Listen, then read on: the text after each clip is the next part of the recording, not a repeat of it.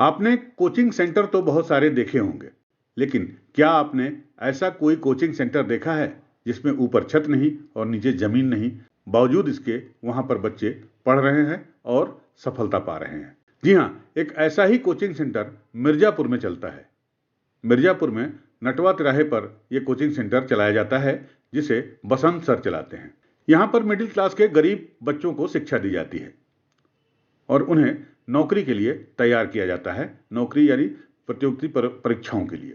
लगभग 50 से 60 बच्चे अभी भी यहां पर पढ़ाई कर रहे हैं और आपको बता दें, इसमें से कई बच्चे अलग अलग सरकारी विभागों में नौकरी भी पा चुके हैं। इसी सिलसिले में इस कोचिंग सेंटर का एक बच्चा CISF यानी सेंट्रल इंडस्ट्रियल सिक्योरिटी फोर्स, जो कि होम मिनिस्ट्री के अंतर्गत आता है, उसमें उसका सिलेक्शन हुआ है। उसी बच्चे के विदाई समारोह के लिए कोचिंग के बच्चे और अध्यापक यहां पर इकट्ठे हैं। आपको यह भी बता दें कि कोचिंग सेंटर में नटवा चौकी के पर तैनात सिपाही के पांडे पढ़ाने आते हैं। हालांकि वो काफी व्यस्त रहते हैं, बावजूद उसके अपनी व्यस्तता में से समय निकालकर इस कोचिंग सेंटर में आए बच्चों को वो पढ़ाते हैं।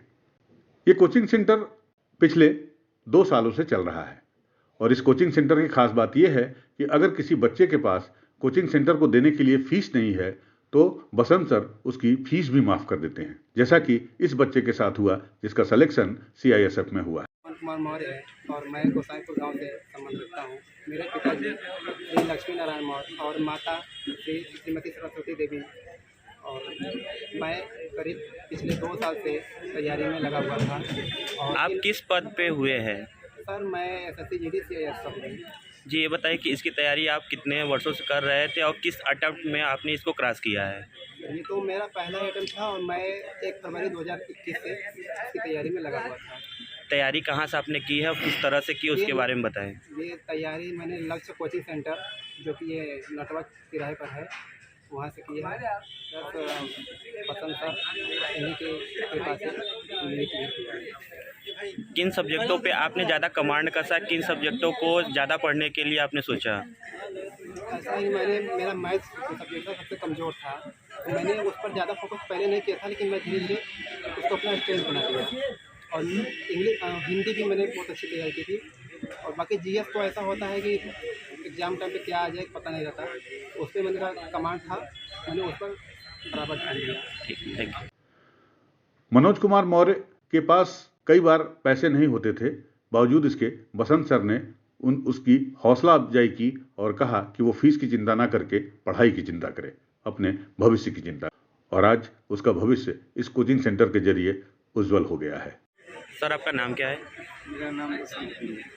सर, ये बताइए, आप यहाँ पे बच्चों को तैयारी करा रहे हैं, कितने बच्चे हैं आपकी कोचिंग में और किस तरह से तैयारी आप कराते हैं? हमारे कोचिंग में सर इस समय ज़्यादा नहीं, 50-60 बच्चे हैं, लेकिन तैयारी मैं इस तरीके से कराता हूँ कि हमारे जो 50 बच्चे हैं 50 सेलेक्ट हो जाए, इस तरीके से। कितने बच्चों का सिलेक्शन हो चुका है और कितने साल से ये कोचिंग चल रहा है?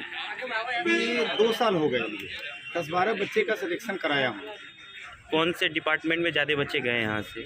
आर्मी में, SSC GD में। बेस्ट स्कोप क्या रहता है आपके लक्ष्य कोचिंग सेंटर का? किस विभाग के लिए आप लक्ष्य बनाकर चलते हैं, किस विभाग में हमको ज़्यादा से ज़्यादा भर्ती देनी है? ज़्यादा से ज़्यादा तो SSC में, उसके बाद रेलवे। मोटिवेशन क्या लेकर चलते हैं आप सर? मोटिवेशन सर ये लेके चलता हूँ कि एक बच्चा जैसे सेलेक्ट होता है, एक अगर घर से बच्चा सेलेक्ट होता है तो अगर वो 50,000 60,000 का सैलरी उठाता है तो उसके पीछे 10 परिवार है, और कितनी खुशियाँ मिलती है मुझको ये काम करने में, हमको यही लगता है। और हम देखो, हमेशा हम बच्चों को मोटिवेट करते रहते हैं और ये भी कहते हैं कि अगर उनके पास फीस नहीं है फिर भी मुझसे पढ़ो तुम, ये नहीं कि नहीं तुम जो है कि आना छोड़ दो बिना फीस का। इन्हीं के पास फीस नहीं थे, इन्होंने कहा हमसे 1-2 बार, हमने कहा देखो फीस के लिए मत छोड़ना, क्योंकि तुम्हारी तैयारी बहुत अच्छी है, हम तुम्हें सक्सेस कराएंगे, ये जान लो। मैथ बहुत कमज़ोर था, लेकिन मैथ में मक्खन बना बना के मैथ मैंने समझाया। आगे के लिए बच्चों को क्या संदेश देना चाहेंगे? संदेश ये देना चाहूँगा मैं आसपास के बच्चों को, अभी बच्चों को इसीलिए मैं बुलाया हूँ कि आखिर देखो और सीखो कि मेहनत अगर करी जाती है तो मेहनत से मुकाम हासिल करा जाता है, और वो मुकाम इन्होंने पाया। और भी बच्चे हमारे सेलेक्ट हैं, लेकिन अभी उनकी ज्वाइनिंग होगी तो फिर करेंगे कार्यक्रम हम, लेकिन अब चूँकि ये जा रहे थे इसलिए इनका विदाई करना जरूरी हो गया था। धन्यवाद। मिर्जापुर से ब्यूरो रिपोर्ट।